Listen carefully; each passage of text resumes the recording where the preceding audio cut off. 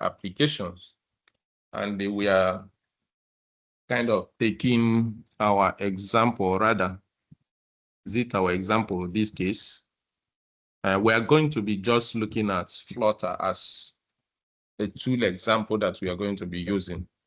Now, when we, of course, we know the need, at this point in time, we know the need for testing. Let's assume that you want to, let's assume that you want to deliver an application when you have not tested the application and then you are releasing it for use. You may not know that that application may not have met every necessary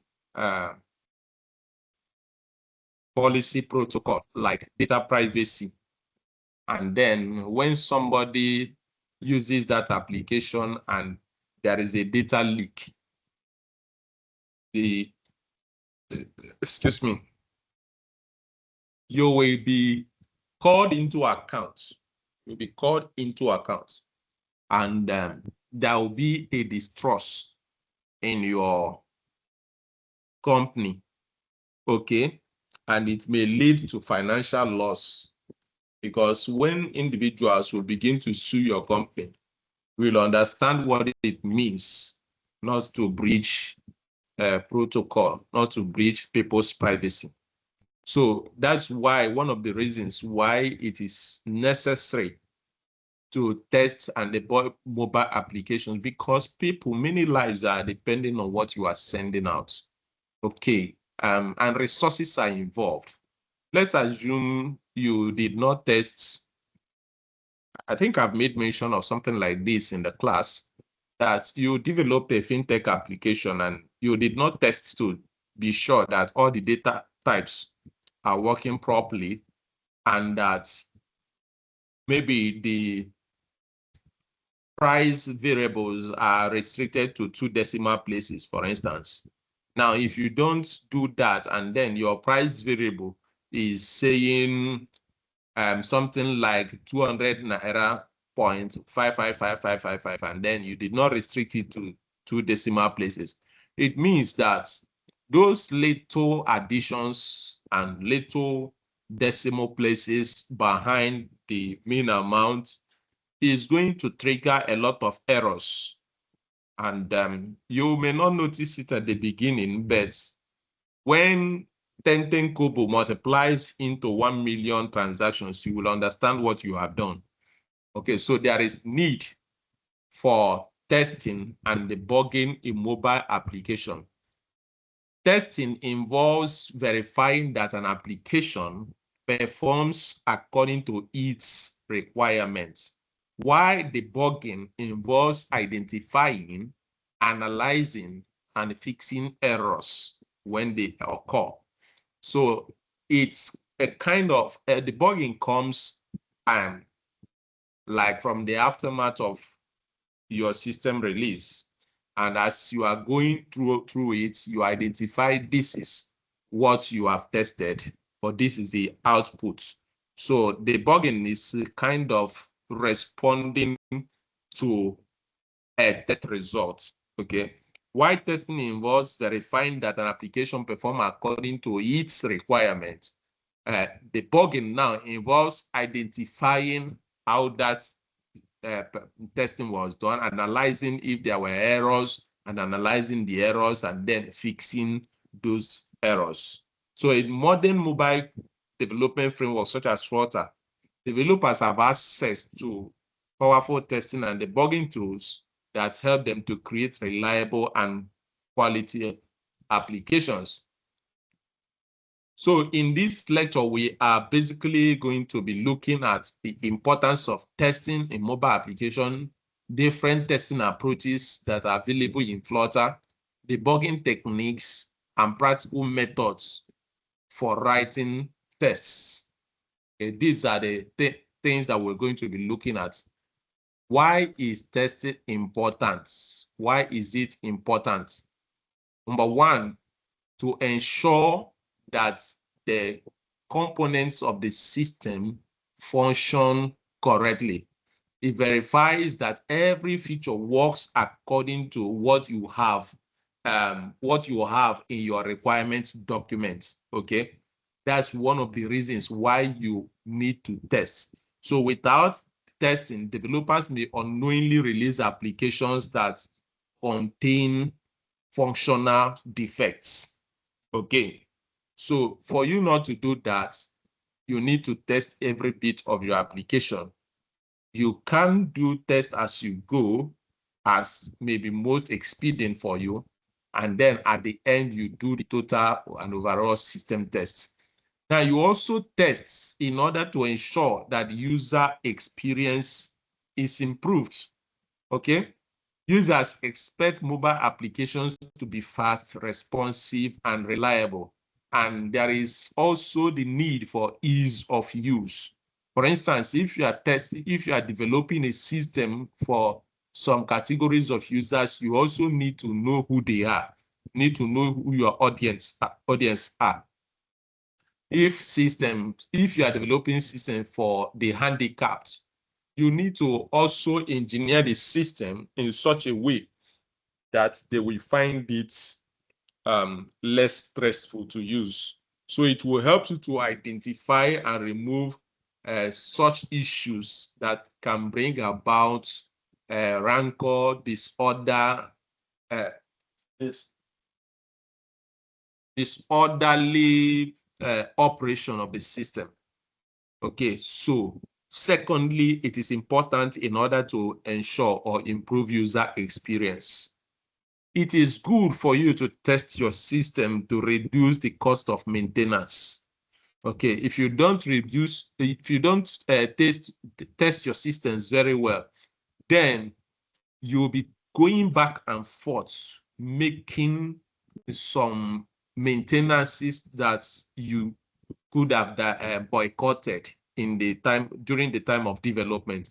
And the truth is that maintenance cost of systems, when compared to the actual price of developing the system, the maintenance cost is higher. So if you have this in mind, there is need for you to develop a system or to develop a system that minimizes costs for maintenance. Okay, so that there will be no emergency updates, customer support efforts, data recovery procedures, and reputation management. All of these things can come as a result of not testing your systems properly. Number 4 reason is that it ensures security. It ensures security. So because mobile application handles sensitive documents, there is need for you to test the system properly in order to uncover vulnerabilities that attackers may exploit. Okay, so there is need to properly test the system. And then again is to ensure compatibility, right? Most applications must operate correctly across different Android versions, okay, iOS versions, and screen resolutions. Now, this is very important when we talk about screen resolution. It is very, very important. Why I say that is that when you are kind of setting up your environment, you may have picked a certain size, a certain screen size, okay, for a system that you are developing. Now, you know that all mobile systems do not have the same screen size. Now, you need to test the system in different screen sizes in order to see how the system adapts to different screen sizes, so that it will not be working well in one screen size, and when the resolution of the screen changes, and then it will not work again. So it is necessary to test so that you ensure that there is compatibility across different environments. And then you have to test your system in order to build confidence, build user confidence. And what does that mean? If a user knows that his bank account cannot easily be hacked, with your application.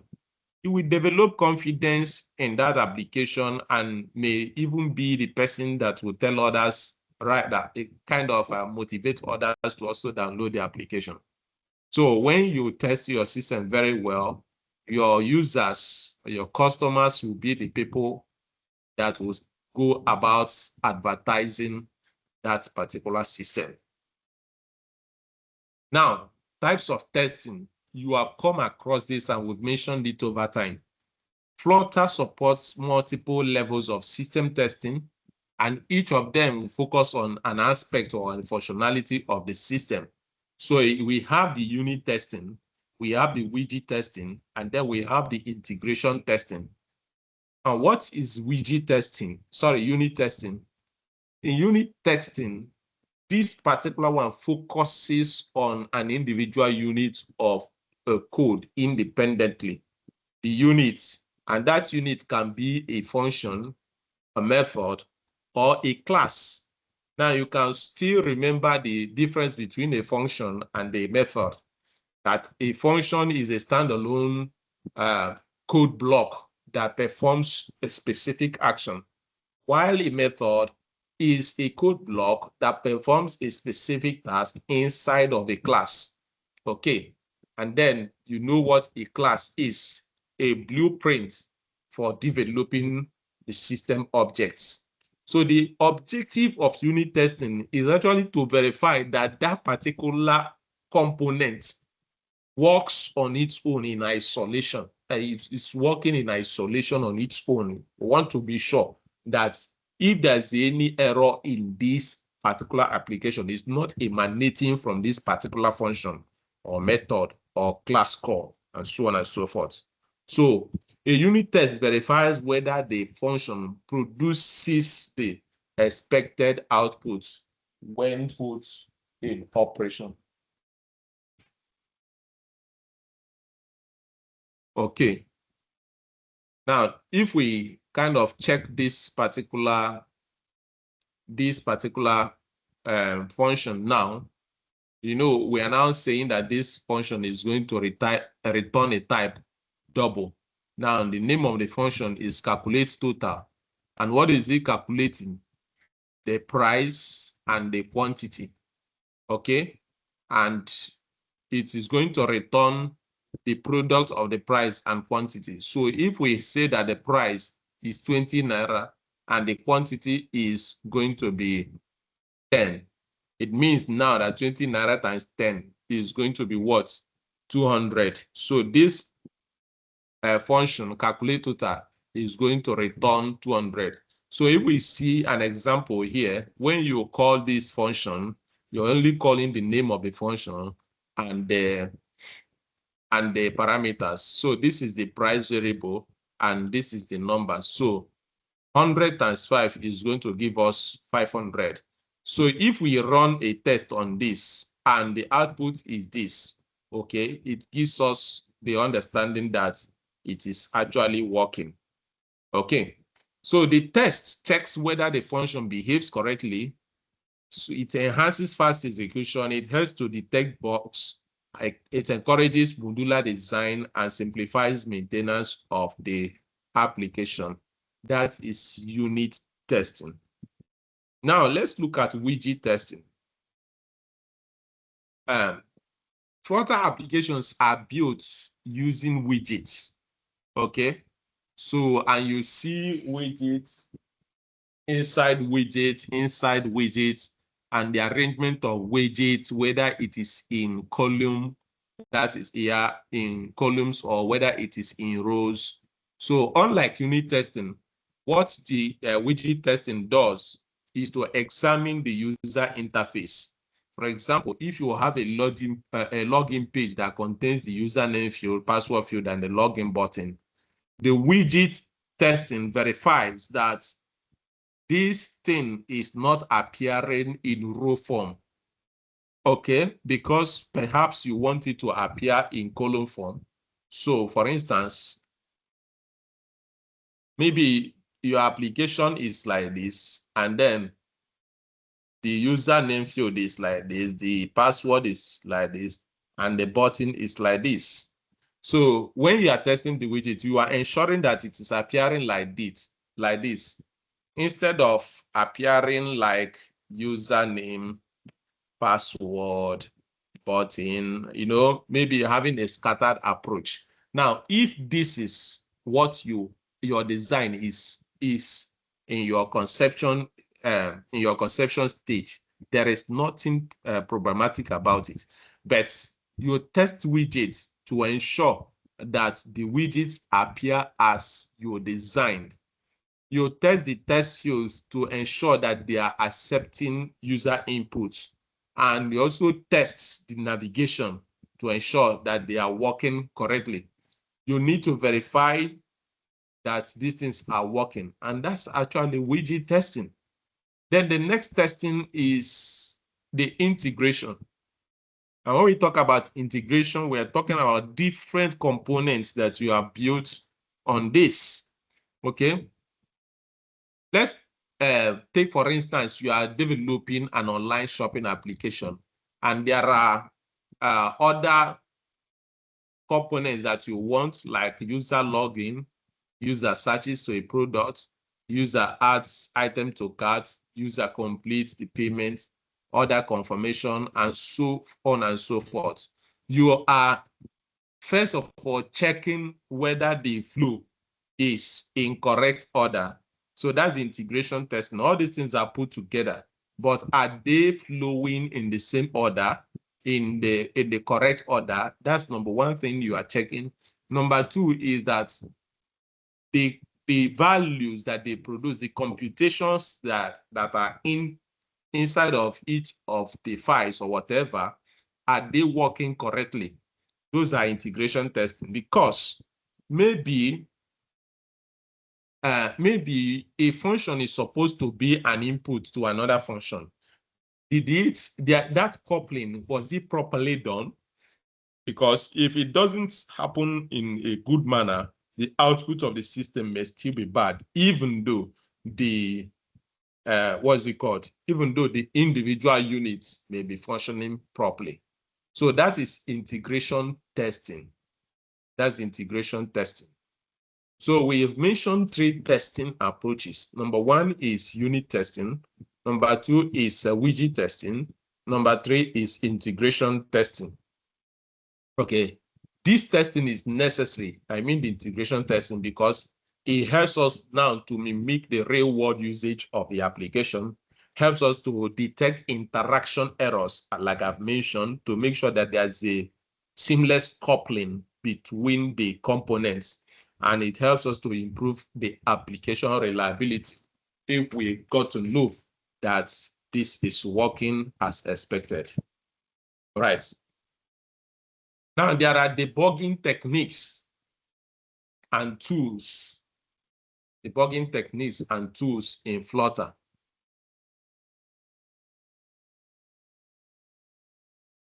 Debugging techniques and tools. Okay, so even after extensive testing, errors may still occur. So it is necessary that developers debug their application. And what did we say is debugging? As the process of identifying, locating, analyzing, and fixing software defects. It is the process of identifying, locating, analyzing, and fixing software defects. So the first is identify. The second is to locate where it is happening. Number 3 is analyzing to understand why it is happening, and then fixing that defect. So if we are not able to identify, locate, and analyze, we will not be able to fix. Okay, this is very important. Now, what are the types of bugs that we may experience? Number 1 is syntax error. Okay, syntax errors are those errors that violate the language rule. Simple. Now, if you look at the example code you see here, you see print hello. And one of the visible things here is that there is no closing brace. Okay, there's no closing brace. In some languages, you may have this and it will still throw error. Why? Because perhaps you did not add semicolon to end that line, and so on and so forth. So all these are syntax errors. Okay. Now, the second one is runtime error. Okay, it occurs when the system is running, so you don't notice it when you are coding the work. But syntax error, because of IntelliSense built into some IDEs, you may be able to notice syntax error immediately. So you may, the moment you write something like this and you go back to your next line to start coding, this particular line will quickly throw a jagged line underneath it to tell you that this thing is lacking something very important. Okay, but runtime errors can only work when you now run the program. Okay, and it will throw you into error when you want to run it. Next one is logical error. In this one, the application runs successfully, but it produces incorrect results. The application will run successfully, but is going to produce incorrect results. Okay? So what are the tools that you find usable in Flutter to deal with this? You have your Debug Console, which is used to display error messages, warnings, print outputs, and stack traces. And then these messages are the messages that will tell you what is happening, where you expect warning. You show your print outputs, and the stack traces and kind of telling you what happened, what transpired. So this particular place is very important that you have an understanding. You study the Debug Console very well to know how to trace errors when they show, because when they show, those messages are going to be displayed there. Okay, then you have the Flutter DevTools, which you inside of the DevTools, you have something like Widget Inspector, which allows developers to inspect widget hierarchies visually. You have the Performance Monitor that helps you to display the CPU usage, the rendering speed, and the frame rate, which are used for identifying the performance bottlenecks for your application. Then you look at Memory Analyzer that helps you track memory consumption and detects where there are memory leaks. Then you will have breakpoints, and these breakpoints temporarily pauses program execution for the purpose of allowing you to inspect variables, program flow, and the state of the objects. Now, if we have an example like this, a breakpoint can be placed on this line to inspect the values before the execution continues. Okay, you inspect what the values of these things are before you can now proceed with execution. You have stack trace analyzers. Analyzers. So when an application crashes, the Flutter will generate this stack trace, which shows you the type of error, one, the file location, and the line number. These are the things that you usually see in your terminal, okay? File location, the line number, and the sequence of method calls. So this information will help you to trace where the error is coming from. And then you also have, finally, the logging tools. And this logging tool helps you to record events for later analysis, which we have talked about logging here in the last class when we're talking about system diagnosis, talking about logging the operation of the system. Okay, so logging helps to record application events for later analysis. So, and that is it. Now let's look at a practical example of writing unit tests in Flutter. I assume that you have created a Flutter project and a file. I assume that you have actually created a Flutter project. Now, you need to create a file named calculator inside of your lib folder. I'm going to show you the lib folder. the file should have the same name as the class inside. So this is the content. This is what we are going to write inside of that file. Okay. So you are going to use the same name, calculator. Okay. Now, because Flutter is based off of that programming language, you are going to save the calculator as a .dat file. All right. So inside of the file, you type this. So in your Flutter application, you are going to have something like this. This is just a function. Okay. Sorry, this is just a class calculator. And inside of that calculator, you now have a function add that returns the value. That returns the type integer. So what happens is that this function takes two arguments. You have the int a and int b. So whenever this function is called anywhere, you are going to supply two arguments to it. The int a, maybe 5, the int b 10. And then it's going to do the computation because it's an add function. It's going to say maybe 5 plus 10. Return the value, which is going to be 15. And this is, we deliberately have it to be an integer on its own. All right. So when you click here, when you create your Flutter application, you are going to see the main.dat file. Okay. So if you do that, if you just create the application, you forget about this, create this particular file inside of this lib folder. Okay. When you create it, you now go to the next one because we want to create a test file. So we're going to create a test file inside of the test folder with the same name. So if you look at this particular, this is still the Flutter interface, all right? So if you go down, you are going to see a test folder here. So you open it and create a file on inside of it, call it calculator_test.dat. Now notice when the Flutter comes in, when you create the Flutter, it created this particular thing automatically for you, main.dat file. And then you will, if you open the test.dat file, you also, sorry, the test folder here, you're also going to see the test file for that particular stuff here.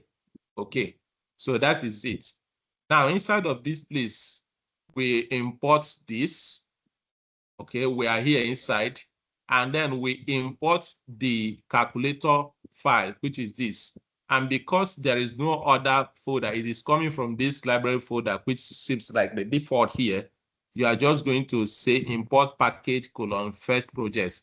First project here is actually the name of the project that I created here. Okay, so if you look at this place, you know that is the project that is open. Okay, look at it here too. Okay, this is the folder, the project folder that is open. So that is why you are going to call this here. Okay, so then you write the main.dat file to the main function, right? So in the main function for testing applications, number one is that you have two basic functions inside of this place. The first one is the test function, and the second one is what you expect. So the first function, the test function, actually creates a kind of so inside of the test function houses the entire thing. Okay, so you are saying addition should return correct result here. For instance, this is the string telling you what is happening. Now you now declare you now create an instance of the calculator object, the calculator class. You create an instance, so we now have the object of a calculator. And then what are we expecting? We are expecting that if we call calculator.add, because this is an instance, so we have imported it here, so we can call it and even call the method inside of it. So we now have the calculator method, the calculator object calling the method add inside of that calculator. Assuming that when you come inside of this calculator, assuming that when you come inside of this calculator, you also have another function called subtract. You can still call it inside of that place to state what you expect. All right. Now, we now call this method and we pass the first argument 2, 3. And what are we expecting? We are expecting 5. Now, for us to run these tests, we'll come to this project now, this project folder in the terminal here, and type Flutter tests. Okay. So when this test is passed, it's going to tell you all tests passed. Then if there are tests that did not pass, it's going to show you that it did not pass. Now, from figure 2 above, the test function test defines the test case, while the expect function compares the actual and the expected values, okay? So if the computation is done and the values match, then the test passes. Otherwise, it fails, which is what I've explained. Now, run the test. I've talked about running the test. Now, if we want to check what happens when we fail, when the test fails, okay? Now, what we are saying here is that although this is an add function, but it is performing a subtraction operation, okay? So I deliberately made this one to perform a subtraction operation. Now, if we call it here and we expect to this particular interface is the same as this, okay? But the only thing, because we are still calling this particular one, although the add is now performing wrongly. So what we are expecting is actually 5, but because we have performed a subtraction operation, what we now have is 2 minus 3. So the real answer there is going to be minus 5. So that minus 1. That minus 1 now is not the same thing as 5. So that test has failed. So that's what you have here. This is what is actually done in reality, but we were expecting 5. So we expected 5. This is when you have called it, says addition should return correct result. Now, that's what we wrote here. Addition should return correct result. But what we have is error, okay? We expected 5, but the actual thing we got was actually minus 1. Now, this is how to test individual functions using a test file. So you can write a test file to do this testing for you in Flutter. Okay, the test immediately will review the defects. Now, how to adequately test and debug. This is supposed to be debug, sorry. Debug, yeah, sorry. Debug Flutter applications. UG is missing here, okay? Developers should follow several best practices in their applications. Number 1 is write the tests early in development. So as you test as you work, or you can talk about automated testing where it is possible for you. Then you need to test both normal and abnormal inputs, because it is possible that not only normal people will be using your applications, okay? So because the application may be expected to perform abnormally at some certain points, you need to also test abnormal inputs. You need to use meaningful test names to run your tests, okay? You also need to debug systematically rather than guessing. Debug, be intentional about what you are debugging. Analyze stack traces carefully. Do not be in haste. So if an error is thrown for you around this place, okay, it is good that you read it line after line so that you understand what is happening. And as well, you can as well also use some tools to help you analyze it, like some AI tools to help you discover what is actually happening there, what is the cause of this, and so on and so forth. That's actually one of the reasons you have those tools at your disposal. Use Flutter DevTools regularly so that it becomes part of you. Maintain high test coverage. This is critical. Refactor code to improve testability. Then rerun the tests after every modification to ensure. So this is the 10 commandments for adequately testing your Flutter application. The 10 commandments. All right, look at evaluation questions. And this brings us to the end of this presentation. Please, if you have any questions, you may need to ask at the moment. Please, if you have questions, can you ask at the moment? I want to stop the recording at this point in time.